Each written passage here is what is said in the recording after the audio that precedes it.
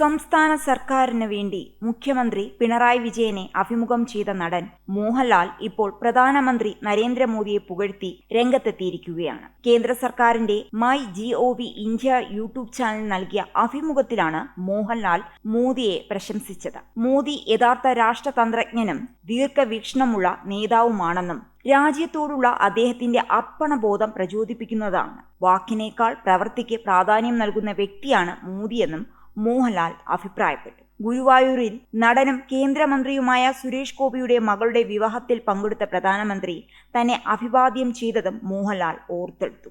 Indian പ്രധാനമന്ത്രി നരേന്ദ്രമോദിയുമായി പലതവണ കൂടിക്കാഴ്ച നടത്താൻ എനിക്ക് ഭാഗ്യം ലഭിച്ചു. ന്യൂഡൽഹിയിലെ ഔദ്യോഗിക വസതിയിൽ അദ്ദേഹത്തിന്റെ ആതിഥ്യം സ്വീകരിക്കാൻ കഴിഞ്ഞതിൽ അഭിമാനമുണ്ട്. യഥാർത്ഥ രാഷ്ട്രതന്ത്രജ്ഞനും ദീർഘവീക്ഷണവുമുള്ള നേതാവെന്ന വൈബാണ് ഓരോ തവണ അദ്ദേഹത്തെ സന്ദർശിക്കുമ്പോഴും എനിക്ക് ലഭിച്ചത്. രാജ്യത്തോടുള്ള അദ്ദേഹത്തിന്റെ അർപ്പണബോധം പ്രചോദിപ്പിക്കുന്നതാണ്. അദ്ദേഹത്തിന്റെ ശക്തിയെയും കാഴ്ചപ്പാടിലെ വ്യക്തതയെയും ഞാനെന്നും ആരാധിച്ചിട്ടുണ്ട്.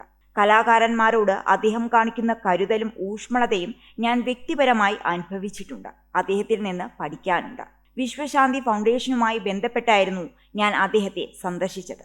ഏത് സമയത്തും എന്ത് സഹായത്തിനും സമീപിക്കാമെന്ന് അദ്ദേഹം വാക്കുതന്നു. ഗുരുവായൂരിൽ എൻ്റെ സഹപ്രവർത്തകന്റെ മകളുടെ വിവാഹത്തിനിടെ അദ്ദേഹം അടുത്തേക്ക് വന്ന് സ്നേഹം പ്രകടിപ്പിച്ചു.